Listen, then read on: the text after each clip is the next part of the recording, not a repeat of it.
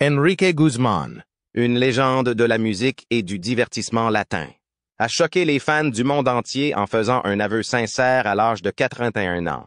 Après des décennies de spéculations et de rumeurs, il a enfin répondu à ce que beaucoup soupçonnaient depuis longtemps. Qu'est-ce qui a motivé cette révélation inattendue? Et comment cela remodèle-t-il son héritage? Découvrons-le. Aimez-vous Enrique Guzmán? Commentez 1 pour oui ou 0 pour non. Nous voulons savoir ce que vous en pensez. L'histoire de la vie d'Enrique Guzmán est essentielle pour comprendre l'homme qu'il est devenu. Les débuts d'Enrique Guzmán dans l'industrie musicale sont modestes mais prometteurs. Il a commencé à jouer dans des pièces de théâtre à l'école et lors de réunions de famille, où son talent naissant s'est révélé. Des musiciens de renom, tels que l'extraordinaire Sergio Bustamante, ont commencé à jouer à ses côtés peu de temps après. Grâce à ses expériences formatrices, Guzmán a pu perfectionner son art et s'imposer comme une figure centrale de la scène rock'n'roll mexicaine en plein essor. Le sommet du monde. Les frères Jésus et Armando Martinez ont croisé la route d'Enrique Guzmán. Fortons-en, lors d'une journée de patinage au centre sportif Chapultepec de Mexico en 1957. Son désir de créer un groupe est né de sa passion pour la musique. Los Tin Tops, un groupe de rock, a été formé par lui et Sergio Martel. Au début, Guzmán est devenu le bassiste, mais le destin s'en mêle. Le chanteur Armando a attrapé une angine alors qu'il faisait ses débuts à la radio. Guzmán remplace alors définitivement le chanteur. Guzmán a également commencé à composer des chansons pendant cette période de formation. Il a écrit Pensaba en Ti et La Ronchita, bien qu'il n'ait pas fourni d'interprétation pour cette dernière. Malgré les dangers du rock and roll au Mexique à cette époque, M.J.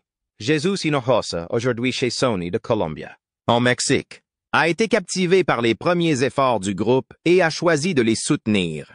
Les dirigeants hésitaient à soutenir de nouveaux musiciens dans ce secteur qui n'avait pas encore fait ses preuves, car le genre était encore naissant. Un album 71 tours comprenant des reprises en espagnol de chansons rock populaires des États-Unis est son premier disque. El Rock de la Cárcel, une reprise de Jailhouse Rock d'Elvis Presley. La Plaga, dont le titre original était Good Golly Miss Molly et qui avait été interprété par Little Richard. Ces singles ont propulsé Guzmán au rang de star au Mexique et ont marqué un tournant pour les Teen Tops. Après avoir quitté les Teen Tops en 1961, Enrique Guzmán a entamé une nouvelle phase de sa carrière en publiant son premier album solo.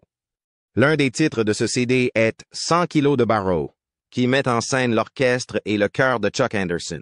Le travail en solo de Guzmán ayant été couronné de succès, il n'a pas eu de mal à passer du statut de membre d'un groupe à celui d'artiste solo. Avec la sortie de chansons à succès comme Tu cabeza en mi hombro et Mi corazón canta, toutes deux écrites par Paul Anka, sa carrière solo a continué à prospérer.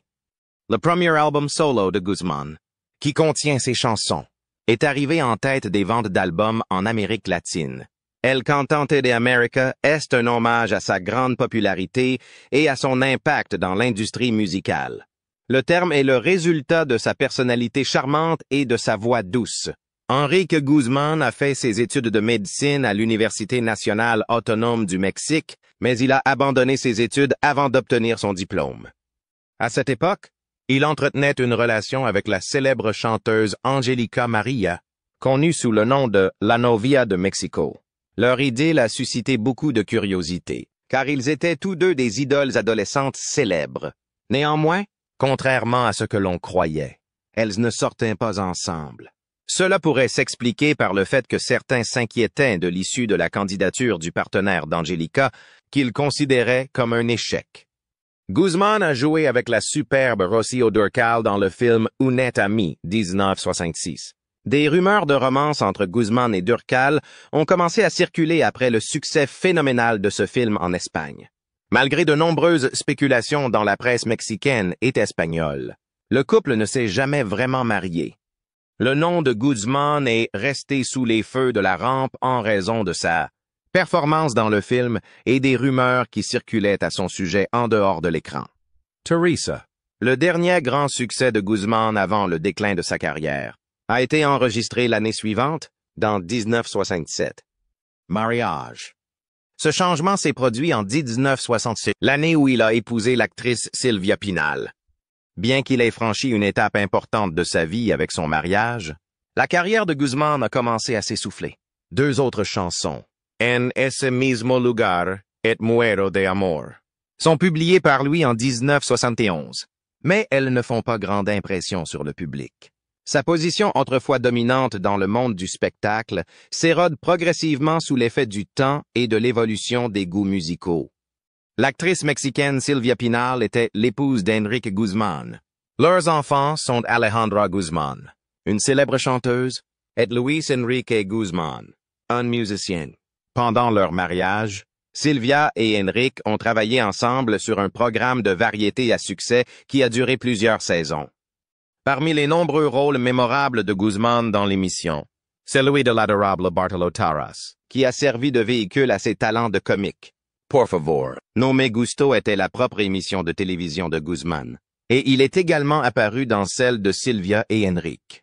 Les apparitions spéciales dans Sylvia et Enrique ont persisté, et il a donné vie à un certain nombre de personnages comiques, dont Sylvia Pinal est la co-star de Joe. Le mafieux argentin Babyface, la Pichicata, la Traviesa. Ses performances ont démontré la flexibilité de Guzmán en tant qu'artiste, ajoutant un mélange dynamique de joie et d'humour à l'émission de variété. Malgré le succès de l'émission, Guzmán choisit de retirer Bartolo de l'émission. Beaucoup de gens commençaient à le connaître davantage sous le nom de Bartolo que sous celui d'Enrique Guzmán, et il avait l'impression que cela faisait de l'ombre à sa carrière longue et variée. Leurs difficultés conjugales ont été exacerbées par leur différence d'âge, qui a alimenté la jalousie et créé des frictions entre eux. Leur mariage a pris du plomb dans l'aile à cause de ces problèmes, et ils ont eu de plus en plus de mal à rester ensemble. Ce fut la fin d'une époque pour leur mariage et leurs entreprises de divertissement collaboratives, lorsque les conflits personnels et les responsabilités professionnelles sont devenus trop importants. Sugar, qui met en scène Enrique Guzmán et le brillant Héctor Bonilla, est une production théâtrale réalisée par Guzmán au début des années 1970. Le spectacle a eu une longue durée de vie en raison de son succès, ce qui lui a permis de rester à l'affiche pendant des mois. Cette époque a mis en valeur les talents d'acteur de Guzmán, prouvant qu'il pouvait faire plus que de la musique et de la télévision. Dans le film Ellos preferían a los locos, de 1977, Guzmán fait ses débuts au cinéma international aux côtés d'acteurs espagnols. Il a fait preuve de courage en jouant un personnage homosexuel dans ce film, l'un des nombreux rôles diversifiés et nuancés qu'il a joué au cours de sa carrière. Lorsque Guzmán a participé à la scène mexicaine du célèbre festival OTI en 1982, ses prouesses musicales ont été une fois de plus reconnues. Après avoir interprété Connie para el amor, il a remporté la première place du concours national. Lors de la finale internationale qui s'est déroulée à Lima, au Pérou, Guzmán a représenté le Mexique et a terminé à une respectable 4e place. Ex aequo avec le Costa Rica, il n'était devancé que par le Venezuela, l'Espagne et les États-Unis. El Plaga, la boîte de nuit de Guzmán à Insurgente Sur, a ouvert ses portes en 1944, marquant un nouveau tournant dans sa carrière. Guzmán a pu se rapprocher de ses fans en se produisant en direct dans ce club, qui a été baptisé d'après sa chanson classique La Plaga. En Outer. Ce club est important car c'est là que sa fille Alejandra Guzmán a connu son premier triomphe en tant que chanteuse. Pour Enrique Guzmán, El Plaga n'était pas seulement une affaire. Combiner son amour de la musique avec un lieu qui honore sa contribution et celle de sa fille à la scène musicale mexicaine était l'objectif de toute une vie. Relation avec Sylvia Pinal. Enrique Guzmán parle de sa relation avec Sylvia Pinal. À 41 ans, Enrique Guzmán regarde son passé avec un mélange de nostalgie et de réflexion, notamment sur sa relation avec Sylvia Pinal, la célèbre dernière diva du cinéma mexicain. Leur union, qui a donné naissance à 2 enfants, la chanteuse Alejandra Guzmán et le musicien Luis Enrique Guzmán, a été un chapitre marquant de leur vie. L'histoire personnelle de Sylvia Pinal ne se limite pas à sa relation avec Guzmán.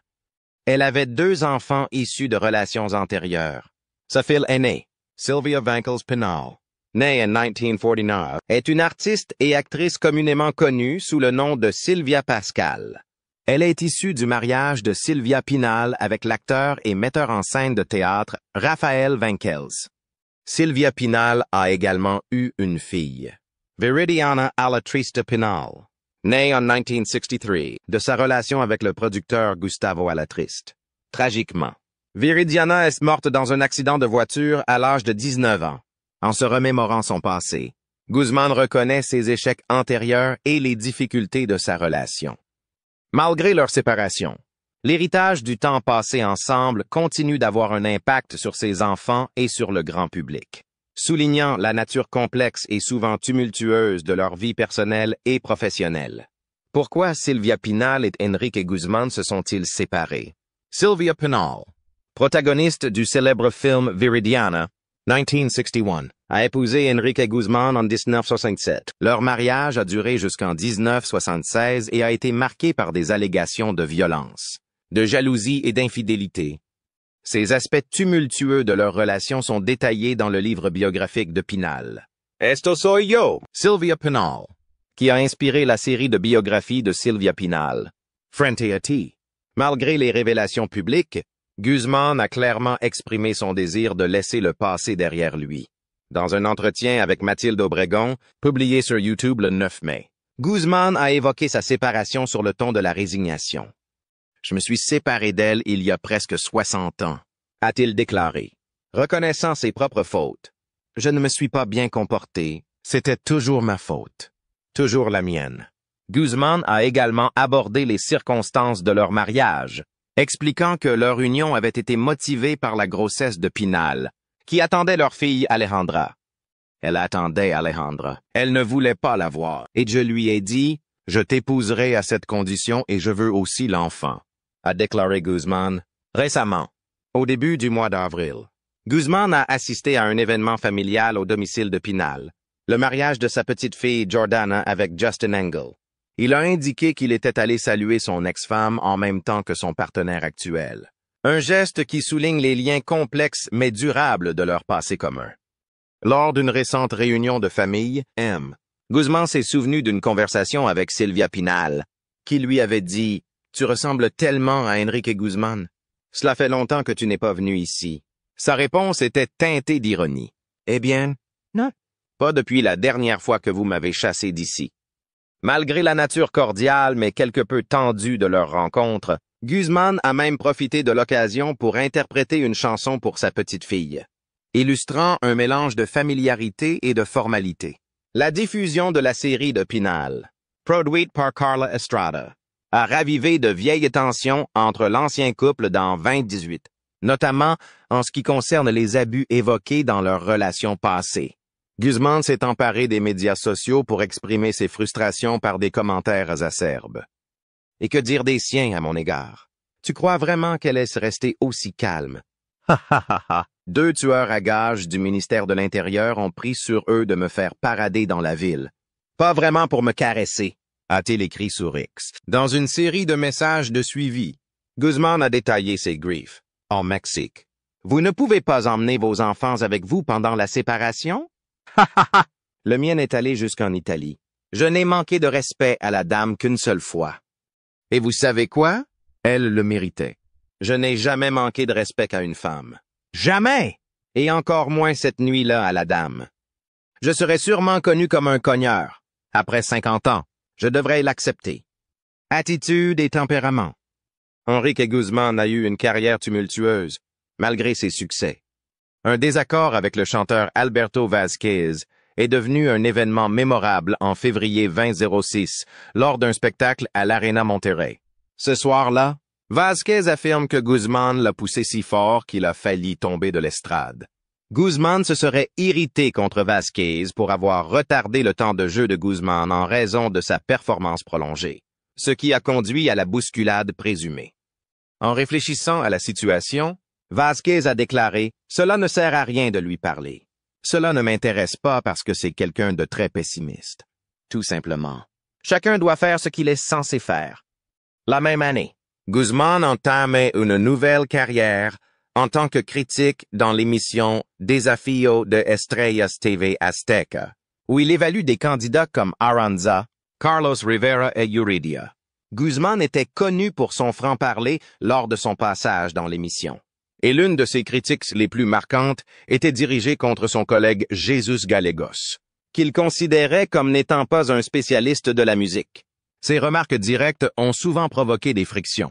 Et il s'est même brouillé avec le producteur José Luis Cornejo, un autre juge, qui s'est absenté d'un épisode crucial avant la finale. Alors qu'elle jouait dans la production 2012 de Hey Buen Rock Esta Noche, l'actrice Lorena Velázquez a accusé Guzman de l'avoir attaqué, jetant ainsi de l'huile sur le feu. Guzman a rejeté cette accusation avec véhémence lors d'une conférence de presse ultérieure, déclarant « Je n'ai pas touché Lorena du tout, même pas sur ses fesses ». Velázquez avait affirmé que Guzman l'avait frappé. Madame Velázquez a ensuite accusé M. Guzman d'avoir fait pression sur le producteur de la pièce pour qu'il la licencie, entre autres, en raison d'un comportement professionnel inacceptable. Lors de la première de la pièce, Guzman aurait juré de ne pas jouer tant qu'elle ne serait pas renvoyée, ce qui l'aurait amené à s'agenouiller pour implorer son pardon, comme l'a rapporté Velázquez. Velázquez a annoncé son départ de la production après cet incident, déclarant que Guzman avait créé une atmosphère de travail empoisonnée et l'avait soumise à des pressions injustes. Griefs concernant des allégations de harcèlement sexuel. Lorsque Frida Sofía Guzmán, petite fille d'Enrique Guzman, a formulé des accusations surprenantes lors d'une interview avec l'animateur Gustavo Adolfo Infante les 20 et 21 avril. Cela a suscité un grand émoi. Elle l'a qualifié de « homme très répugnant » et a affirmé qu'il avait abusé d'elle lorsqu'elle était enfant. Cet homme était très violent. Il m'a hypnotisé. Ce qu'il m'a fait est dégoûtant. Dès l'âge de 5 ans, il a commencé à me frôler. Les 20 et 21 avril, Frida Sofía a mis en ligne sur Instagram une photo d'elle dans son enfance, sur laquelle elle regarde son grand-père, qui sourit et semble dégoûté. Cette photo sert de preuve à son affirmation. Elle y a d'ailleurs écrit « Une image en dit plus que 1000 mots » en réponse. Enrique s'est rendu sur les réseaux sociaux pour mettre en doute la solidité mentale de la jeune femme, affirmer son statut de gentleman et suggérer que sa petite fille bénéficierait d'une assistance psychiatrique. Il a déclaré aux médias qu'il ne voulait plus la revoir lors d'une rencontre ultérieure, la désirritant ainsi. Il a affirmé « Je ne sais pas qui est Frida Sofía », après avoir déclaré qu'il s'opposait aux faits et que sa parole était mise en doute. Enrique Guzman est apparu dans l'épisode du 8 avril de Ventaneando pour répondre à ces graves affirmations et les nier avec la plus grande fermeté.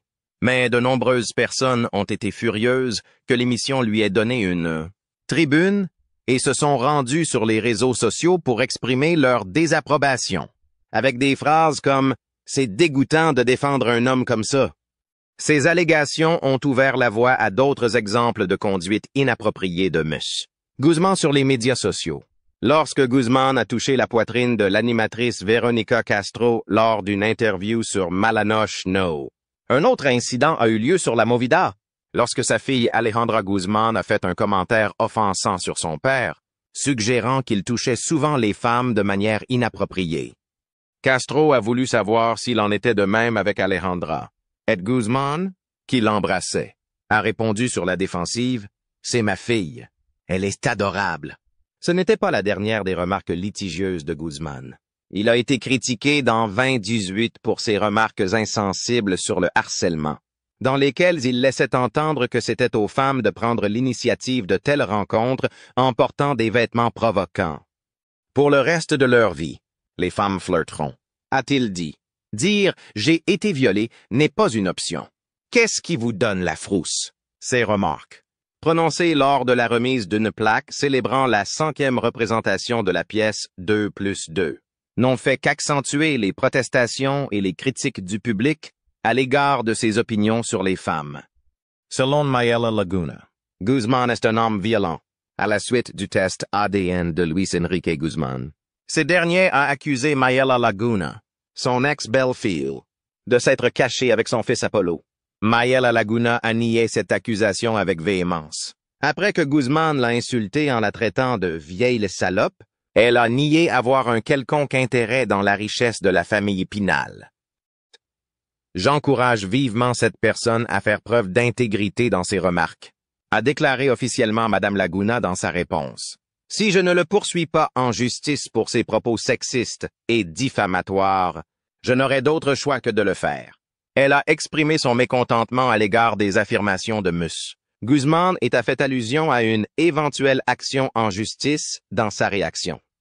Les détails de l'histoire d'amour troublée entre Laguna et Guzman ont été évoqués lors d'interviews ultérieures. C'était une personne violente et terrible, a-t-elle déclaré, et il ne l'a jamais aimée ni traitée correctement. Elle avait vraiment peur, dit-elle, car elle craignait que Guzman ne réagisse négativement à ses propos en public. Ils ont des contacts, a déclaré Madame Laguna à l'émission La Mesa Caliente, exprimant ainsi son inquiétude. Ils sont puissants. C'est ainsi que l'on appelle les gens qui achètent les gens. Dans leur quête de justice, ils agissent de manière irrationnelle. Ces remarques ont mis en évidence le pouvoir et l'influence supposée de la famille Guzman, évoquant des images d'une relation compliquée et anxieuse, caractérisée par la méfiance et la crainte. Enrique Guzman est qualifié de fauteur de troubles par le promoteur du concert. Le producteur Enrique Gu a d'abord été accusé par Enrique Guzman d'avoir volé 700 000 pesos lors d'un concert. Néanmoins, Gu a réfuté ces affirmations en discutant ouvertement de ses luttes contre l'alcoolisme et nie avoir traité avec Guzman sur le plan financier. Gu a expliqué sa décision de rompre ses relations avec Guzman en évoquant un événement qui s'est déroulé dans le stade CDMX, où le manque de sobriété de Guzman l'a poussé à agir de manière non professionnelle. Des personnes avaient averti Gu de l'agressivité de Guzman et de son état d'ébriété intolérable, comme l'a rappelé Gu. L'interview que Gustavo Adolfo Infante S. a publiée sur sa chaîne YouTube comprenait ces remarques. Le 14 novembre, Guzman a fait des remarques qui ont suscité un vif émoi en ligne et parmi ses collègues au Paseo de la Reforma. Lorsque Guzman s'est levé, Angelica Maria, qui semblait manifestement agacée, a secoué la tête en guise de réponse, mais elle a fait preuve de solidarité en lui donnant une tape dans le dos.